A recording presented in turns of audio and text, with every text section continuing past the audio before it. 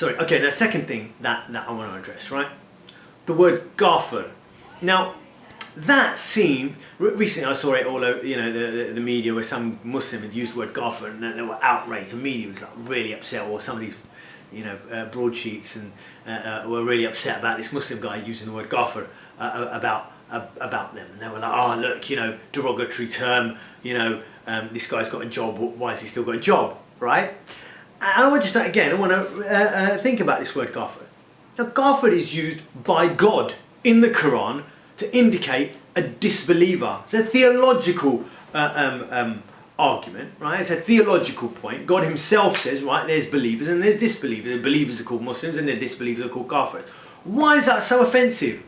What I don't get more than anything is, it's a kind of, it's not a nice thing from a Muslim perspective, obviously, because, you know, from a Muslim perspective, it's like someone who says, well, I reject God, so therefore you're a disbeliever, and disbeliever's not a good thing. So, okay, that's not a good thing, but then that's what you are because you disbelieve, right? And you're hardly unproud about it. It's not like these guys going, oh, I really want to be a believer, but I can't, and now I'm just being picked on because I'm, you know, because I can't. Well, I thought you were happy about being disbelievers. I mean, you wear it on your sleeve. In fact, you hate Muslims. So what's the problem?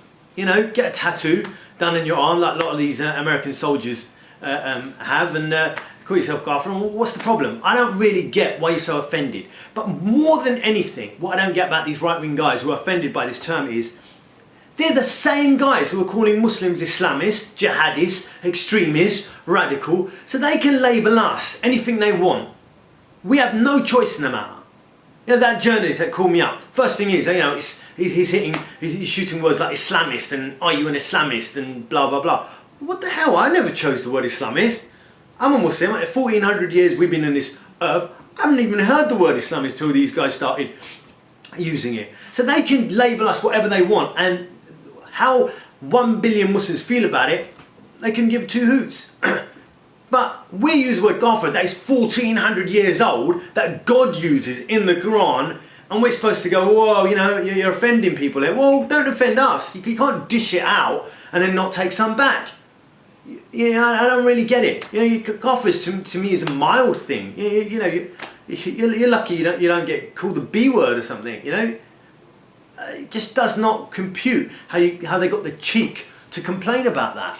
You know, they're quick at insulting Muslims. They don't even use the word Muslim. You know, have you noticed that they call Muslims this? Muslim doesn't have a Z in it, mate. We've been around for 1400 years and you can't use the word S in the word Muslim. It's just insulting. But now here they are complaining about the word Kaffir. I'm talking about cheek. The other thing was, this journalist brought up was identity. You know, he said, oh, well, you guys, you know, you keep talking about Muslims this and Muslims that, and Muslims need to stand up for themselves. You know, oh, you're separating the community. You know, well, aren't you British? Hold on. You guys use the word Muslims. We only use the word Muslim really previously in a theological sense. Yeah, us Muslims need to pray.